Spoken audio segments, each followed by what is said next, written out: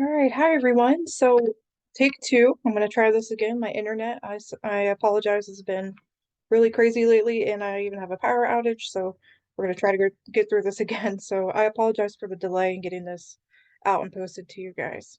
All right, so this week is Unit 7, Inventory Control and Storage Management. Um, this is our last week meeting with a discussion of video because next week, Unit 8 is basically just like a wrap up or a reflection with just a few small assignments that will be due on Tuesday. So we'll talk about those dates here in a second. All right, so our objectives for this week are to talk about equipment, supplies, sterilization, storage, distribution according to industry standards. Again, always applying aseptic technique and medical terminology, and how do we basically pull these instruments for the case. We're going to talk about how the steps for those. So here are your assignments for this week. Okay, Unit 7, you have a couple, like I mentioned in the last video, last week, a couple big points here that I didn't want you to be like thrown off by, like surprised, okay? So make sure that both of these get done, a comprehensive knowledge check, and then the final exam. One of them is from Realize It, the other one should be in Canvas. So the ones from Realize It should pre-populate over into your Canvas gradebook. Um, and then again, 57 points on your workbook. So make sure you're getting those turned in. This discussion is going to follow the same like normal. Wednesday is your initial post, and then Sunday is your response posts. But next week for Unit 8 is due Tuesday by noon, essentially, Central Standard Time. So it's basically a reflection. We just want you to wrap up, summarize what you've learned in the past 7 weeks. So make sure you go through each of these. So you could kind of like reflect back on the previous posts and just summarize basically how we met those course objectives weekly and what you learned in each of those and how you're going to apply it to your job. Okay. So this one does not require any response to your peers, so no worries there. You still need citations and references though. Some of you are still missing putting references. All right, so we're going to talk about inventory control and storage management mostly here. So we've talked about all of these things so far. Trays have been supplied to decontam. They've gone through being used and back to decontamination. They've been disinfected, reprocessed, and sterilized. Now what happens? Where do they go from here? So now that they've been supplied, they have to be properly stored. And we talked a little bit about this in one of those videos I shared with you last week about making sure that you're storing them properly so wrappers don't get torn. We have to make sure they're stored properly so they stay sterile and that they can be used. Otherwise, you just negated everything that you've learned and done. So storing them properly is just as important as any of the other steps. Okay, so what are those special considerations? So we're talking about barrier packaging. That's the outside barrier, okay? The whole purpose of that barrier package is to protect that inside sterile item from becoming contaminated, but not impenetrable in that the sterilant can't reach the inside, is what that means. So it still has to allow the sterilant, whether it's steam, ETO, whatever it is, to reach the wrapped item, but it keeps bacteria out. So that packaging is super important. Location is important. You have to keep it away from high traffic areas. If you keep it, near doors where people coming in and out all the time, you're increasing the risk of contamination, something rubbing up against it and tearing it. So you want to keep it away from those types of traffic areas. Sterile items only. I've said this before, you have to keep clean and dirty separate, right? That's basic principle. So you store your sterilized items in a separate area from the area in which you would decontaminate them. It's a completely different blocked off section. A near sterilization cooling area because it has to maintain a certain temperature and humidity. If it's too humid in there, if your humidity is like above 60%, it's going to increase the growth for bacteria. It just promotes that type of environment for them. You have to have adequate space. You obviously can't just be shoving stuff on top of one another. It has to be organized. I actually have a nice video I'm going to show you about that here in a few. Storage conditions, like I said, really I would prefer less than 60% humidity, but the book does say less than 70%.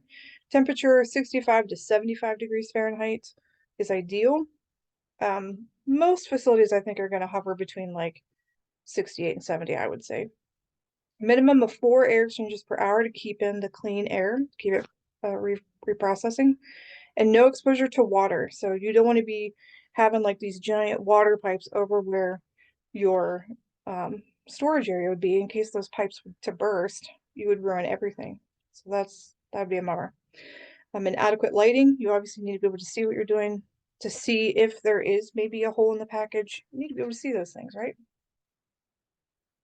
All right, so this term event-related sterility, you'll hear this thrown around a lot because what it means is that it's a concept that an item will remain sterile unless something renders it unsterile, which makes sense, right? So those packages usually hold up over a good amount of time, but they can degrade over a certain amount of time. So, maybe after 20 years, if it's been sitting on the shelf that long, I'd probably consider finding a new package. Expiration date, they do put expiration dates on that because the package integrity, back to this one, may have degraded. Condition of the package, you always want to check the outside of that package to check for those types of tears, pinholes, wear and tear on the bottom where it's been on the shelf. Improper handling, like maybe you slid it off the rack and it's got those tears on the bottom from that video from last week. So those are handling techniques. Okay, so ARN does put out a lot of guidelines. This is one of them, event-related sterility. So basic storage guidelines, we talked about a few of them already, but again, clean, dry, and accessible. You obviously can't crush or bend packages to make them fit. They have to be nice and neat, organized, enough space.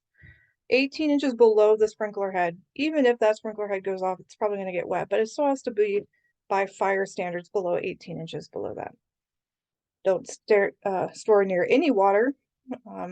Check package integrity when placing and when removing. So you put it on the shelf, you want to make sure you put it there in the correct way. And then also when you take it back off, maybe somebody moved it around, it got sorted through or whatever. You want to make sure when you're pulling those case cards that you're putting a good package in for the surgery. Heavy items on the middle shelf, so it's just going to help you when you go to pull those things off the shelf. You don't want to be, reaching up top with something super heavy that's going to fall on your head. You want it at like level with you, so it's good for your back, and lighter items on the top. And then again, clean and dirty separate. We say that a lot. So there are different ways to transport sterile items. You might see something like this. It's a specific type of case cart. There are a couple varieties of case carts. This one has nice little like bins in it to keep things separated and organized. It's pretty cool. So a couple months ago, I had the opportunity to go to Ohio State University, Wexner Medical Center, and tour their, I forget how many, like 6 ORs. There's a lot. If you're in the area, it's pretty cool. Because I have other clinical students that go there for clinicals. And they took us to their sterile processing department, and it was crazy. I have never seen anything quite like it. They have robots that you put the case card on, put it on this robot, and it's programmed to take it from the OR, put it on an elevator, and take it down here to this sterile processing department and put it where it goes into decontam. It was crazy. It should play here, hopefully. I took a little video of it. These little robots just are doing their thing.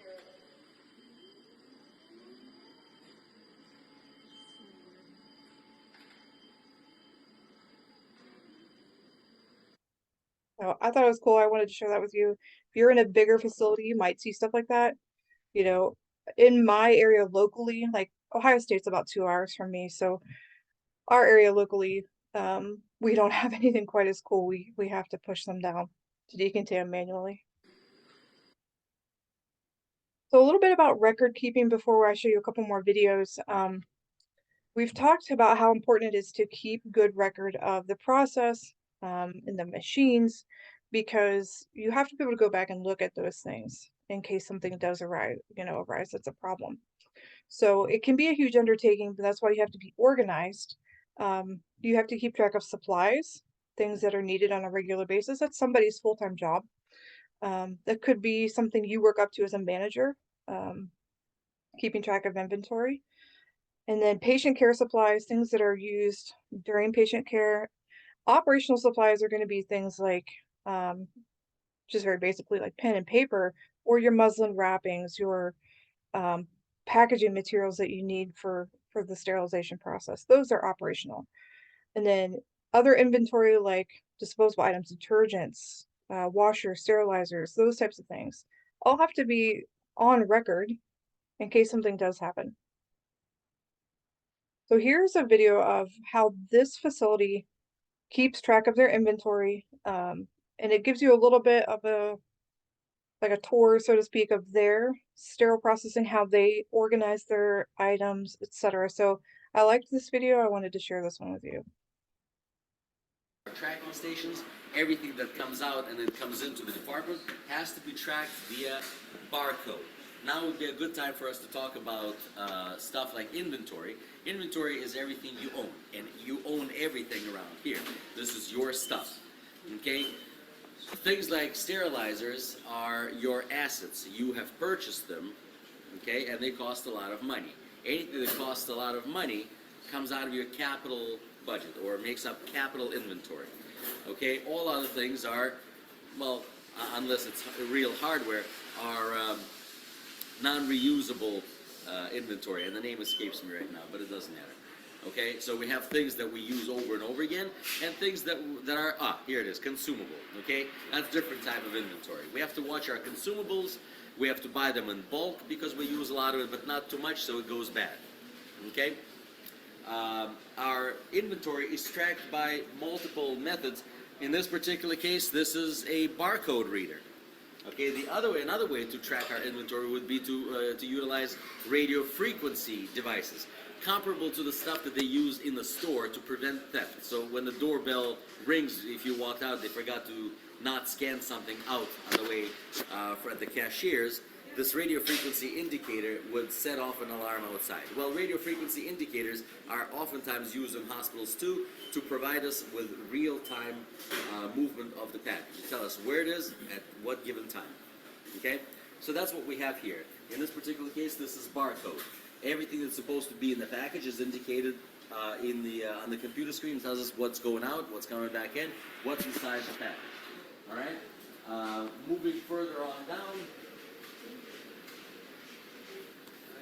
we can see various computer screens that indicate our orders. Now, we have case cards that are being prepared. Right now, we don't have any case cards because they more than likely went out to the operating room. We have a case card here? All right, very good. So we have some case cards. Case card is one of the methods of inventory management and control. We have case cards. We prepare case cards a day in advance. We know who the doctor is going to see, what they're going to operate. We know what they're going to use. We're going to load it up in the cart, and it's going to go up to the operating room. If there are stat orders or immediate orders, they're going to be displayed. We're going to rush them upstairs, also on the cart, not by hand. Okay, and that's how it's going to be. There are other methods of inventory replenishment in different places. Automatic inventory replenishment, and that's basically, if we have, what would be the best way? Like in Stop and Shop, every time you scan out a product, it goes against the inventory tracking system that you have in the store, and when it reaches a certain order, automatically it's generated. Okay. Or we can have a exchange card system where we have identical card here and we have an identical card someplace else. And we simply on a daily basis or on a weekly basis, however we do it, we replace the card, one with the other. When we bring it downstairs over here, we restock it. Okay? So that's basically, some of the ways we handle our inventory right over here. All right? Well, I think that's basically it for our trip. The only thing that we didn't talk about, really, would be stuff like endoscopes. All right, we don't have access to endoscopes right now. For that, we have to go to the operating room. But you know what? If we make one more trip down that way, I want to show you something really quick, and then we'll be done. All right, so hopefully that gives you a little bit of an insight on how, another way of showing inventory And the barcode system, a lot of facilities go to that now. And the radio frequency I hadn't mentioned before, but that's a really cool way of doing it too. So here's another video on more specifically picking a case cart, using the case cart with your inventory tracker and your pick sheet or your preference card for the surgeon. So I really like this one, and I like this channel too.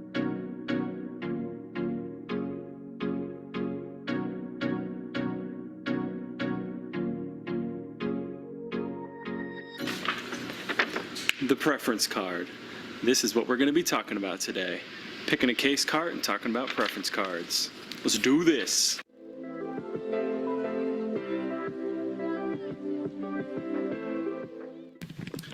Welcome back to another Surgical Tech Tips. Today we are going to be picking a case cart in the sterile supply room.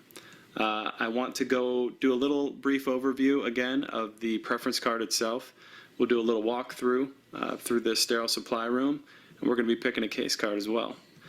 A couple things to note, that is, your hospital, there might be people there that actually pick the case cards for you. If you do have that, awesome. That helps a lot and saves a lot of time. But if you don't, usually either you have to go in the morning and print out your preference cards for your cases for the day and pick your own case cards, in which case this video is for you. Or two, all those preference cards are printed out the night before, and you'll just come into the sterile supply room, find your preference cards, get your case cards ready, and get through your day. So let's get through this. Let's pick a cart. All right, so first thing I want to go over, just a brief little overview over the preference card itself. Up top on the preference card, you're going to have patient name, the surgeon doing the surgery, and the surgery itself.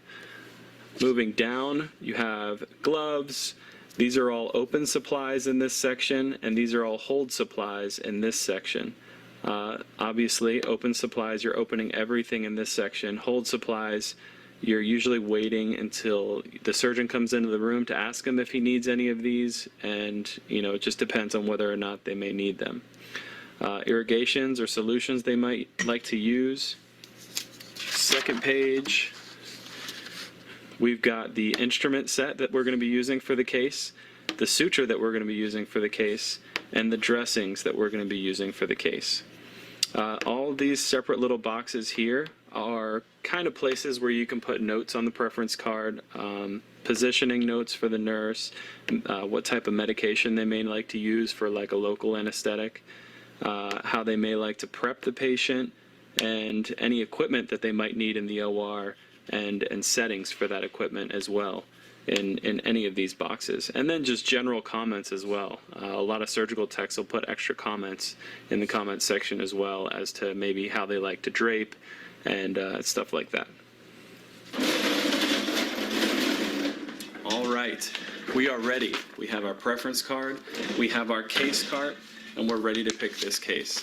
I did choose a very simple case to make this a little quicker and a little easier. So this is just an excision of a lipoma. So it's really not too in-depth as far as sterile supplies go, but you'll get the basic idea. So to start picking this case, we are basically just going to go right down this list and pick everything in order. The first thing that we have to pick, if you remember from looking at the preference card before, is gloves. So there's two 7 biogels for this surgeon that I'm just going to place right there in those hold bins, and I'm going to get gloves for myself too. I like to wear the 7.5 biogels during the case, but I'll also set up with the 7.5 non-latex. Always set up with a non-latex glove. Let's move on.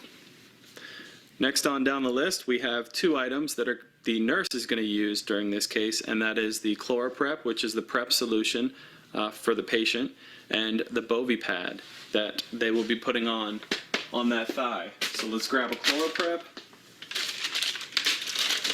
and our Bovie pad, and I'll just place that right on top of my cart because it's a little easier to get to. Now it looks like the last open general supply that needs to be opened before we move on into drapes is just going to be this 10cc syringe. Pretty much used across the board for injecting local. Okay, now we've got a couple drapes to pick. We've got some 3/4 sheets, a couple packs of towels, and it looks like a basin and a pediatric minor drape. So, I know the 3/4 sheets are right here. I'll just put those right underneath. A couple packs of towels. I'll just place them on top there. And your pediatric minor drape, that is going to be in the next aisle over. Let's go over there.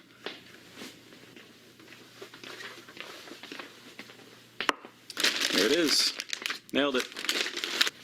Now you're probably wondering right now, why isn't there any gowns? Why isn't there a bovie on there? There's no suction tubing, there's no suction tip. Where is all that stuff coming from? And it's actually coming from this double basin on the preference card. This double basin on the preference card is this is like a giant custom pack. Well, not a giant custom pack. This is our like general minor custom pack. It comes with plastic basins in it, comes with its own bovie and tip, comes with suction tubing, suction tip. It's got blades already in it, 2 10 blades and a 15 blade. It's got towels, it's got gowns, it's got all that stuff all packed in to this little package here with the table drape all included. Makes it much, much easier. There's one last supply for open. I forgot about it. And it's your hypo. You need that to go with your control syringe. I'm gonna go grab that.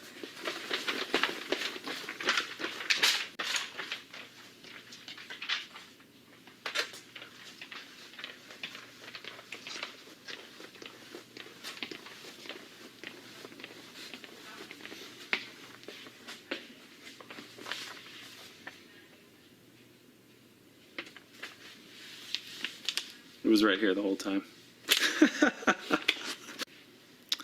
Now I want to take a second to talk about that because I went over to where the needles actually used to be. Our hypos used to be down there, but they did change this a few weeks ago or like a couple months ago, and I'm still not used to it, obviously, because I went back to the same place it was.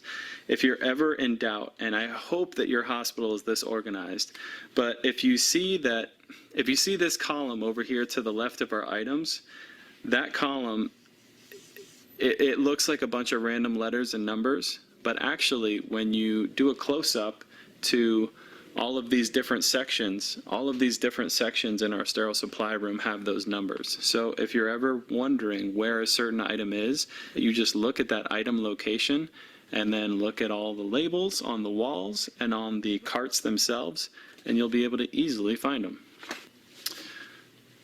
Now, instead of picking the rest of these hold supplies and moving this cart around the whole sterile supply room, as you can see, some of these little halls are pretty narrow, like narrow enough to only fit one cart at a time. So I'm just going to run through here really quick and pick the rest of these hold supplies and toss them in the cart. I'll be right back.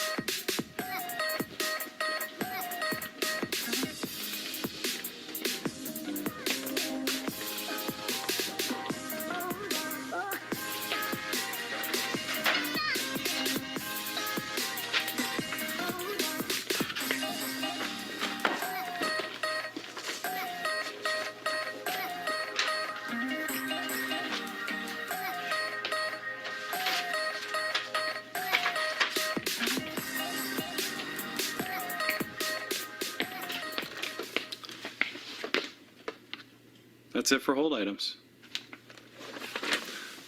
All right, so that's it for picking sterile supplies in the supply room. All of my open items I put in my open box, as well as I have a couple of the bigger items on top of the cart right here. If you have more open items, you can use, a second drawer. All the hold items are down here in the hold box, and I've got some drapes over here underneath these open boxes. Let's go grab that instrument tray.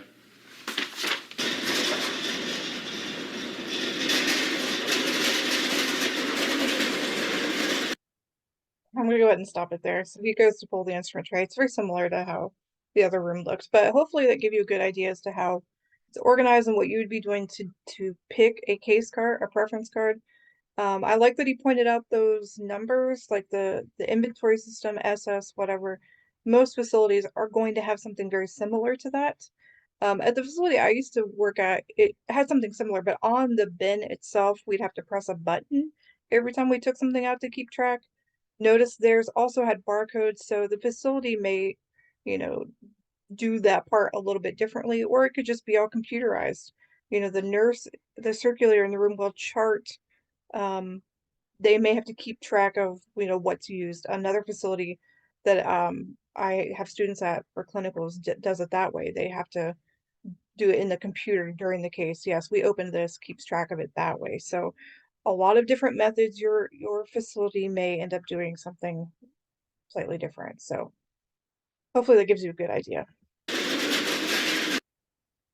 All right, so that's really it for our Unit 7 conclusion and technically Unit 8, because next week we do not have a discussion video because you just have that discussion post really that's due on Tuesday. So if you have any questions about that, please let me know. I can get back with you, try to get as much of that done, as early as possible. And also, if you have any missing assignments, you can still go ahead and turn those in. You might get, a late penalty assessed, but some points are better than none. And just getting some of those points in on some of those zeros will help bring your grade up. I know a lot of students always ask me that at the end of the quarter, what can I do to bring my grade up? Well, you could submit some of those later assignments. That is okay to go ahead and turn those in, even though they're late. All right, so let me know if you have any questions, and I hope you guys have a good week.